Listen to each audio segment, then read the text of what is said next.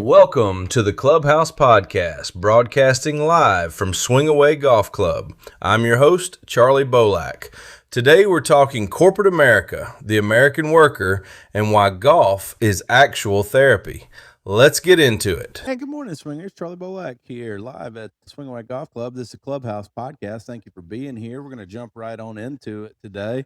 A couple of updates. Could you call it an update? I don't know. Just kids growing up, and it's a strange feeling. My oldest Leo, he'll always be with us. He's had some medical ailments, and seeing the progress that he makes day to day is incredible in its own right. But with the neurotypical kids, Teddy's just advancing so fast that I had no idea that he would pick things up this quick and become a little person that fast. And it's been a pleasure to watch and a pleasure to participate in. He's just so much fun. Trying to think of a specific instance that just the way he mimics the things that Anna and I say and then can turn them around into a conversation it's incredible. Let's see. His little brother, Frank, on the other hand, highly mobile now, and that has presented challenges in and of themselves. He's got the ability, I'm pretty sure, to crawl at this point, but he likes army crawling because he's gotten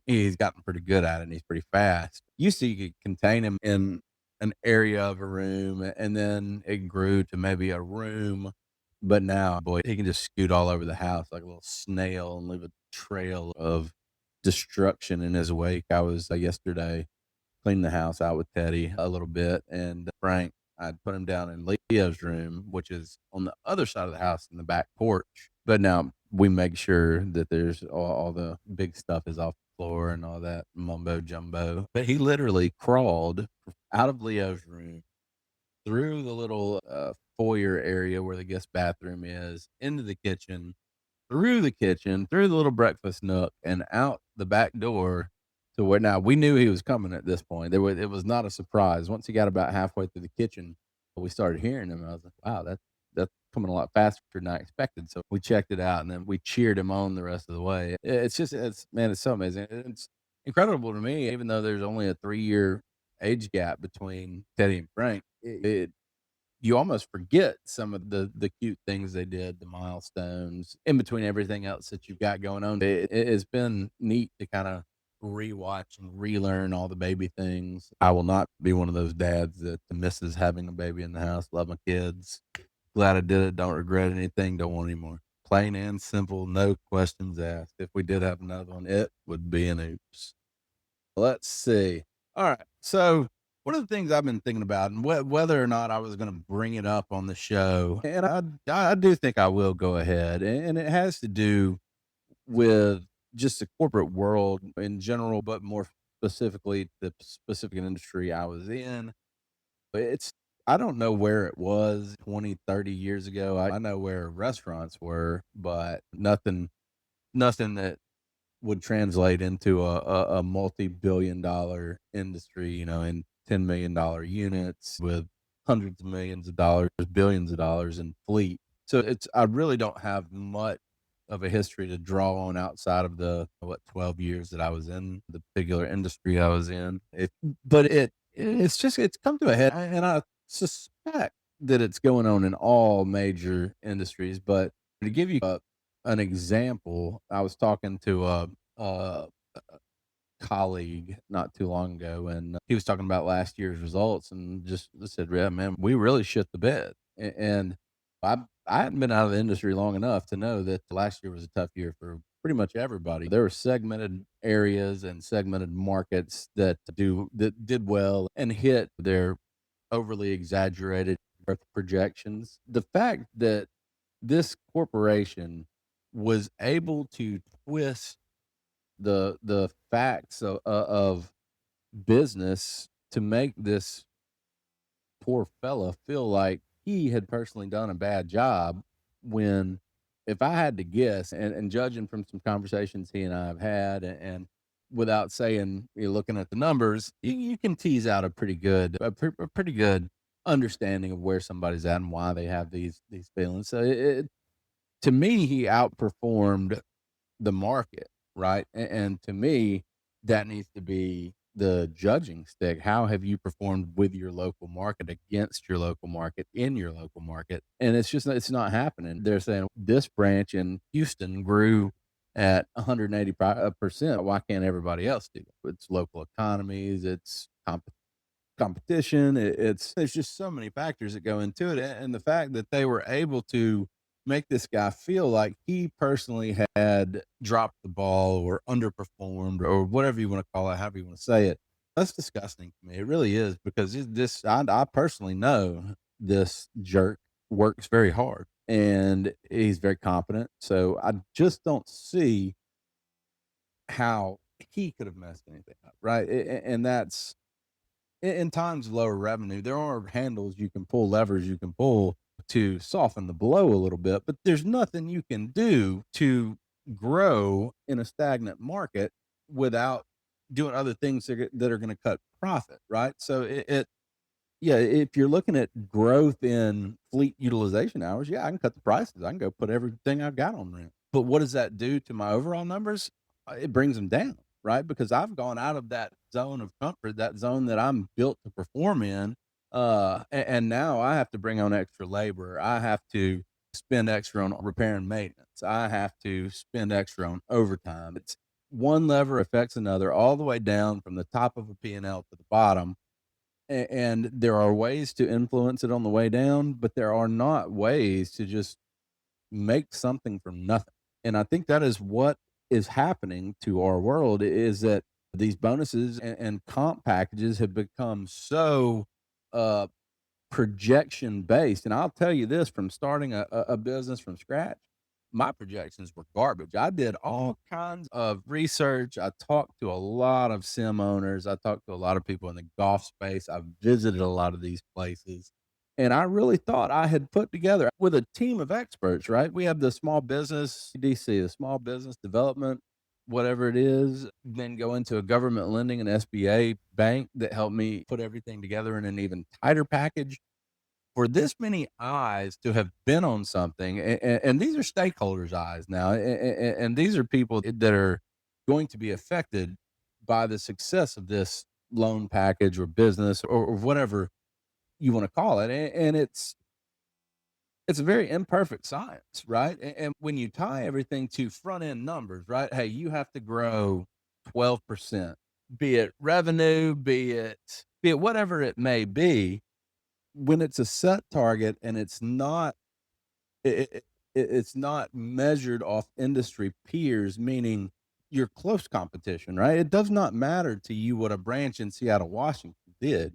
Now, if you're bonusing off the overall performance of your business unit or your company, then yeah, that makes a big difference. But if everything's segmented, and in my industry is broken down into regions, into districts, and they tied comp to each smaller part of the whole. But what they didn't do is get a little bit more granular and say, okay, this is what the Alabama market did. This is what the Tennessee did. This is what they're looking at it as. What did the Eastern United States do? What did the Western United States do? And I think when you do that, it becomes unfair to the employee, because you end up with situations like this colleague of mine, where he truly feels like he has done a bad job or has underperformed at his job, when everything I can see, at least, and everything I have gleaned from the people I've talked to, and people that have an understanding of the industry as a whole, probably a much better understanding than I do, as a matter of fact, will off camera and off the record agree with you. But when you when the eyes are on them, no, they have to toe the corporate line, or else they find themselves out of work. This is going to be a kind of a series I'm going to talk about, is where I think corporate America has kind of gotten off the rails, and where the American worker has kind of given up a little bit of their bargaining power to these big corporations that provide, I guess you could call it, safety. Back in the day, it was when you were generally worried about an employer not being able to pay your salary. That just, and I know it happens these days still, but there's a much better vetting process. If you're going to go work for somebody, you have the ability to find out more about them now today than you ever had in the past. But people think, oh, I'm just so happy to have a job, then I'm not going to bet this guy. I don't care. He made me the best offer. The best offer on paper is not always the best offer for your life. This is something I'm going to talk about because I think this is a particular, call it skill set, if you will, or just experience that I have that not everybody does. And if a couple people could improve the position of their lives by negotiating or by even opening their eyes to what's being done to them, and maybe even helping work out a strategy to get some of that power back, I think that's just a win-win for everybody. And trust me, even the investors and the upper management, the higher tier of the corporate guys, you get them one on one, they understand this, they know this, they've felt this their whole careers. But now that they're up here, why would they move to change it? So let's have this conversation a little while. Let's see. All right, the last segment before we're gonna get on out of here. I like this one. I took some notes on this, and it kind of is a lead in from the common golf. So why is golf actual therapy? And it's funny for those that have seen me on the golf course and how upset I can get at my swing if I'm having a particularly bad day. I think they would think, hey, how is this therapy for you? You seem so angry. But you know, it's a chance for me. First of all, it's exercise, right? And then personal time. As a guy from a household where both spouses work quite a bit, three young boys, personal time is a luxury we just don't get very often. So when I do get a chance, be it on the golf course, hell, be it on a long car ride, I consider that personal time, as long as I'm not taking work phone calls or anything like that, to just take a step back, have a mental health check in. Hey, how am I doing? What's going on? And that kind of led me to develop a theory I have, that the ISS, the internal satisfaction survey, and it's probably been done before. It's probably a thing. There's probably a name for it. That's not what the name I came up for, but it's something that I've really been working on this year in particular. And it's just a way to look back and say, hey, what am I doing that makes me happy? What am I doing that makes me unhappy? How can I do more of one and less of the other? Because to be the best husband and father, I've got to be the best version of myself. And I don't think I've been doing a great job of that in the last couple years. Just work gets to you, family life gets to you. You get a little bit down on yourself. You get a little bit down on situations, and you wake up one morning, "Hey, I'm out of touch." This is the kind of stuff that will keep you in touch. You might stray out of line a little bit from time to time, but if you have something that can center you, that can ground you, that can bring you back to that center line, it's just going to benefit you. That to me is why golf is actual therapy. It's exercise, it's personal time, it's a mental health check in, and it's an internal satisfaction survey. Hey, what am I doing that makes me happy? What am I doing that makes me unhappy? How do we fix it? How do we, minimize one, maximize the other, and make sure that I'm bringing the best version of myself to those I love and those who love me.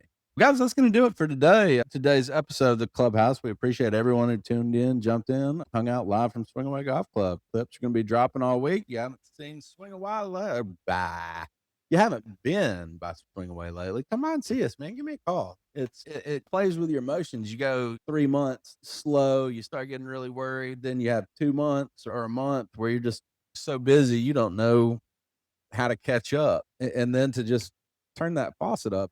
Man, I tell you what, it is a tough way to. It's tough on your emotions, but it's a blast. We're having fun. Anna's loving it. Kids are loving it. Every time Teddy comes out of here, I got to drag him, kicking and screaming, to get it back in the car. So thank you all for checking in, for listening. Come by and see us. Give me a shout. Check in and take